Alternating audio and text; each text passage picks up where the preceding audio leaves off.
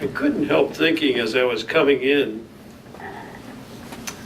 and reading the title of what we're going to discuss today about a young man who got out of college this spring and couldn't find a job. So he got a job with the census.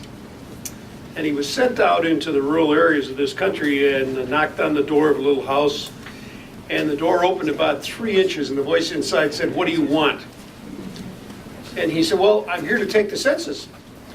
And the voice inside said, "What's that?" He said, "Well, sir, once every 10 years, the United States goes out to find out how many people live in the United States." And there was a long silence. Finally, the voice inside said, "You came to the wrong place." And the young man was sort of perplexed as to what to say next, but he said, "What do you mean I came to the wrong place?" And the voice inside said, "I don't know how many people live in the United States." Now, I don't know why you came here today or what you want to know, but I'm going to talk about what I feel and think about this whole issue. And I'm really honored to address you on such a topic. I want to thank the Center for American Progress and the Women of Color Policy Network for inviting me and to talk about this work on poverty. A few weeks ago, on 60 Minutes, they reported on the new faces of poverty in America. And it stuck with me. I watched that program and I look in the face of those kids, most of whom look like me.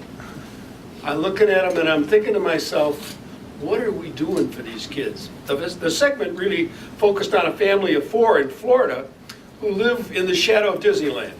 The parents had modest but decent incomes until the recession, and when they were both laid off, they experienced a steady downward slide over the next few months, losing their home and their belongings. They put their stuff in a storage locker, couldn't pay their rent, lost everything, and eventually were reduced to living in their minivan and in the parking lot of the Walmart. The kids bathed every morning in a sink in the Walmart and then went to school. They missed meals because there was no place to store food or cook food. Their next move was to a cramped motel room. The kids said, "This is a lot better." 5 of them living in a motel room because the school bus stopped every day there and picked them up along with all the other kids in the motel. They are in the tenements of the 21st century. That's what the tenement looks like today. Another family, working class, lost everything after losing their jobs. They faced the same tragic choice of splitting their family in order to enter homeless shelters, which are segregated by gender and restrict visiting. It reminded me of the poorhouses of Ireland in the 1800s. That's what the poorhouse looks like today, is a shelter. Now the family opted instead to rely on the kindness of neighbors who put them up in their living room. Commendable, generous, but something not everyone can rely on, and there's nowhere near a real solution. None of us should sleep well as long as these families are looking for a place to sleep. The immediate challenge is to get out of the recession, get people back to work, and make sure families and children are okay and they can make ends meet. The long-term challenge, which we will embrace today, is ending poverty in America. Not half, ending it, period, especially for children. The Center for American Progress began a campaign some 4 years ago to reduce poverty by half by next decade, the so-called Half in 10 campaign. Good idea. I commend you on your vision and your commitment. President Obama wants to end childhood hunger by 2015. He deserves credit for that commitment. But I promise and I propose something bolder and more basic. That is ending poverty in the next decade. The wealthiest country in the world should be satisfied with nothing less. Some will oppose us, and many challenges will arise along the way, but that's my goal, and it's the goal of many of my constituents. Now, I want to invite you to join me in the goal, and I need your energy and your support, and let's talk about ending poverty in America. Now, the question comes, what is poverty? The official definition dates back to the 1960s. It's essentially calculated the cost of food for a month and multiplied by 3 on the assumption that households spend a third of their income on food. Now, virtually every living expert agrees the measure is antiquated.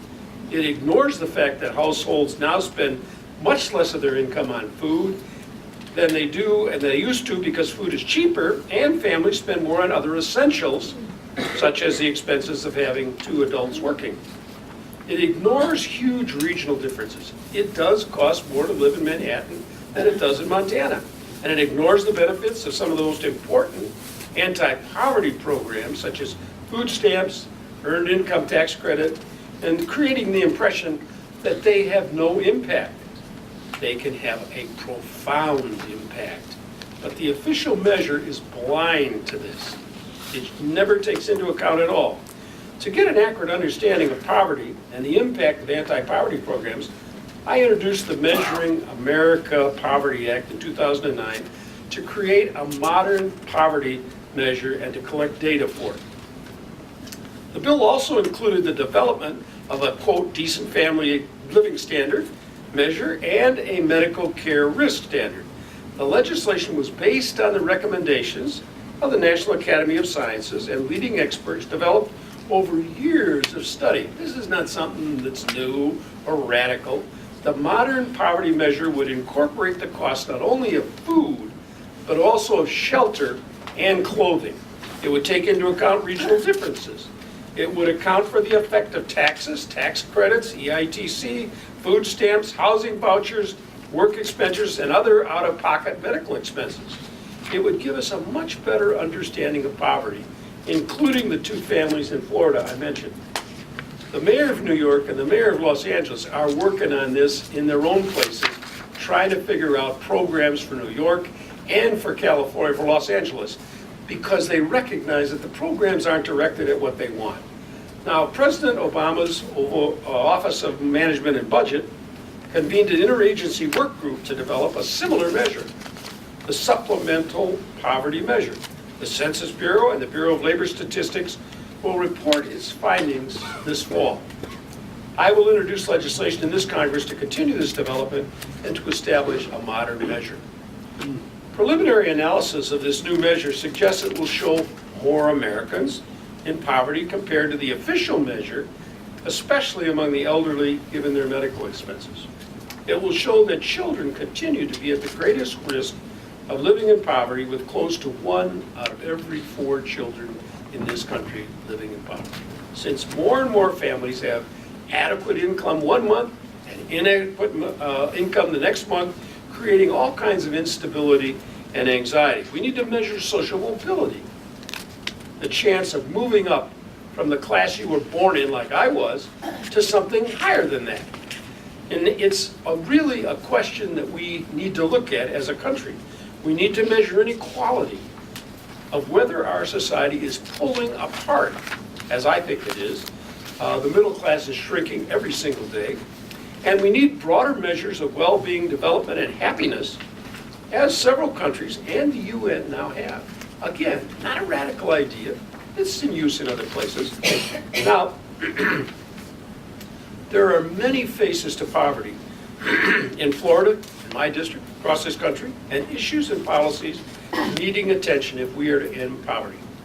Most of these are beyond the scope of my talk, but I wanted to say something about them on the fly, just because I want you to know I think about it. We need to appreciate the anti-poverty benefits of the Affordable Care Act, of Democrats' recent expansion of Pell Grants, and our financial reform legislation, all 3 of which the Republicans have begun to undermine as fast as they can. We need to recognize the impact of the Recovery Act. It's estimated it kept more than 4.5 million people out of poverty in 2009 through the refundable tax provisions, the UI extensions, and the increased food stamps. We need to defend and strengthen Social Security, especially given the disappearance of pensions. More and more people are taking everything out of their 401k to try and hang on to the house. And at the end of this, as they get older, they will have no money to live on. We need to think more how disability is a leading cause of poverty, something that is often forgotten.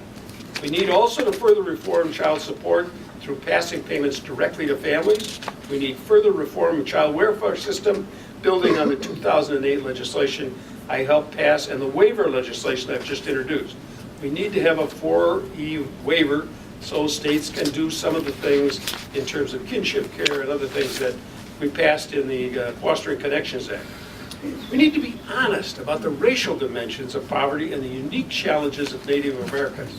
We need to admit that we have the highest incarceration rate in the world, which decimates poor minority communities and costs us a fortune.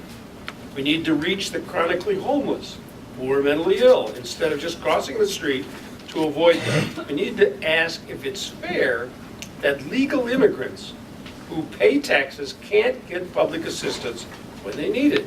And we need to end the indefensible unfairness of the Defense of Marriage Act, which John Boehner insists on defending, because it exposes lesbian and gay families to insecurity by denying them essential protections such as Social Security, survival rates, or for survivor benefits. We need a minimum updated wage scale that's indexed to annual inflation, so that we're not constantly playing catch up. I've been doing this for 40 years, and we get $1.50 behind and we put it up 30 cents and we say, well, look what we've done. But we have never dealt with the minimum wage in this country. And as we've seen in recent weeks, we need to protect collective bargaining and the right to organize so that people's jobs are good jobs. By the way, Wisconsin is a sign of hope.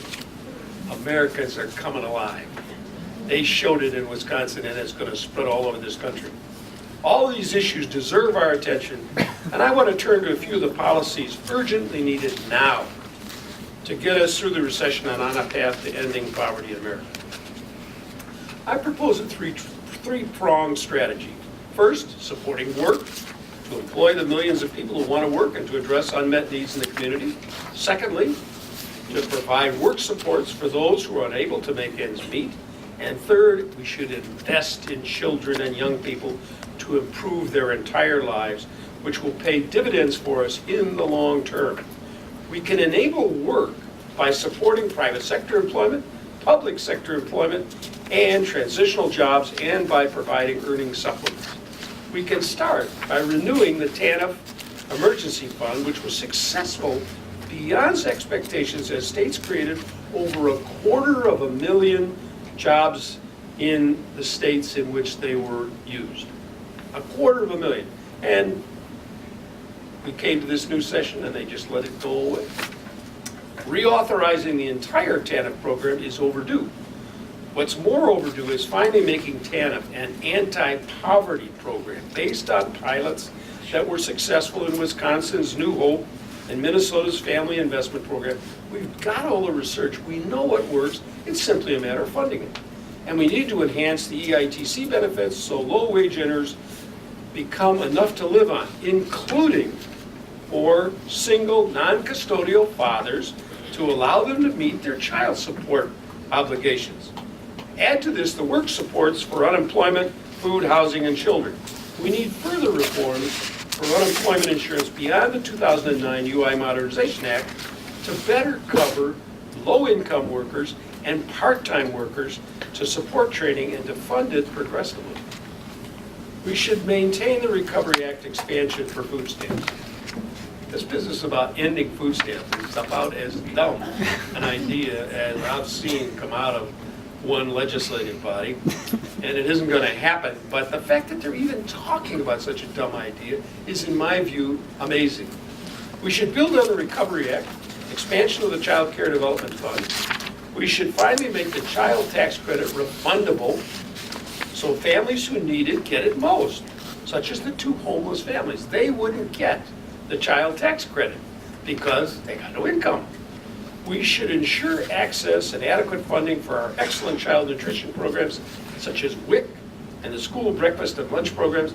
Those two meals are for many kids in this country, the only food they get, the school lunch program and the school breakfast. For fairness, the regressive subsidies for home mortgages need to become progressive as refundable housing tax credits for owners and also for renters. Information technology can help simplify and coordinate public assistance programs for both access and efficiency. Third, the long-term investments. They can reduce poverty and increase opportunity and mobility. These have long been neglected in federal spending priorities. We never think beyond a 2-year election or maybe a 4-year. It's always these short-term things, and we never look down the road at what it's going to be in 5 or 10 or 15, 20 years. The place to start is where children start, through programs such as Head Start and Early Head Start and home visiting programs to assist mothers during critical periods. There's a section buried in the Affordable Care Act for nurses, people to go into homes to help mothers stabilize in those early years and give kids a real chance to get a start. Beyond the home, we need to revitalize distressed communities through such comprehensive models as the Harlem Children's Zone.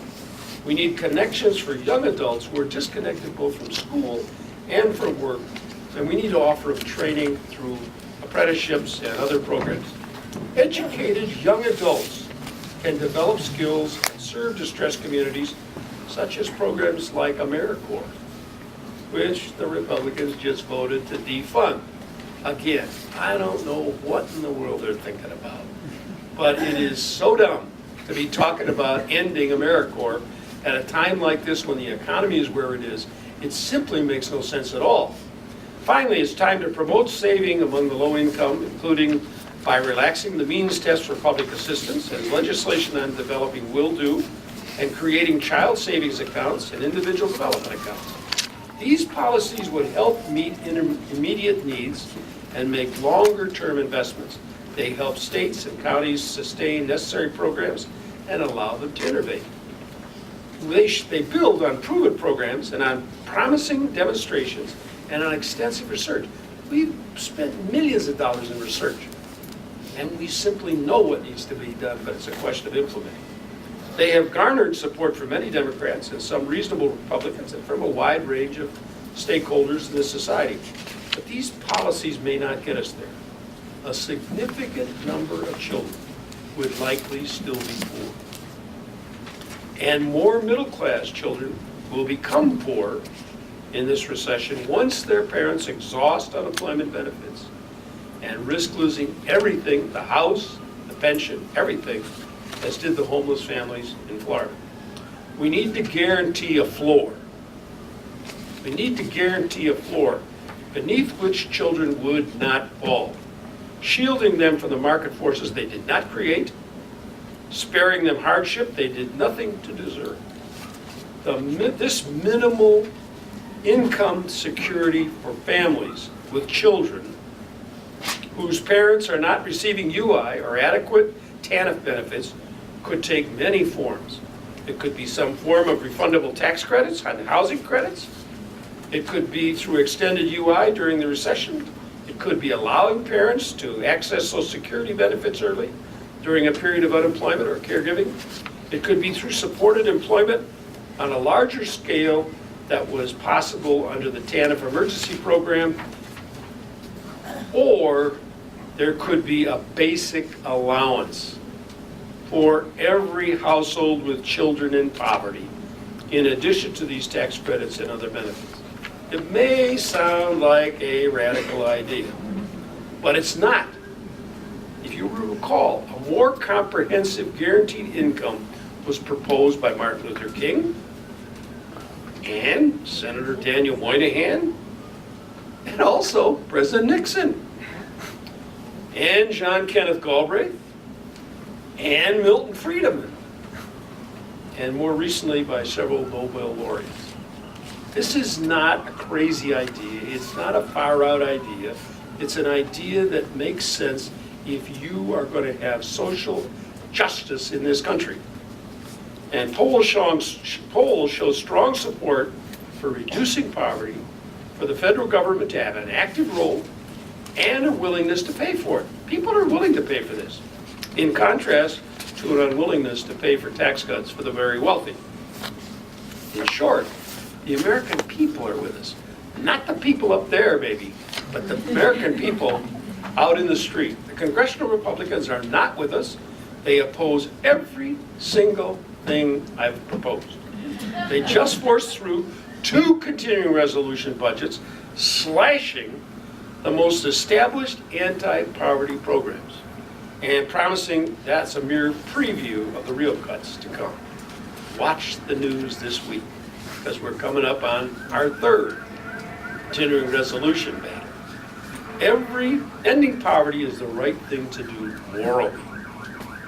If we're going to take a moral high ground in the world and say what people should do about this and about this and about that, we've got to act on it ourselves. But it also can help reduce budget deficits in the long run, amazingly, through reduced expenditures on incarceration, illness, and the like, and increased revenues through having more people working more productively. We can fund these priorities and balance the budget, partly through finding savings elsewhere, including defense and corporate agriculture, and partly through new revenues. We can rein in the most regressive aspects of our tax code that are skewed to the wealthy and other reforms. In closing, I want to applaud CAP and the Women of Color's Policy Network ambitious goal for reducing poverty, for your passion and your persistence. Together, we can do it. We can get America back to work, and we can end poverty in America. Thank you.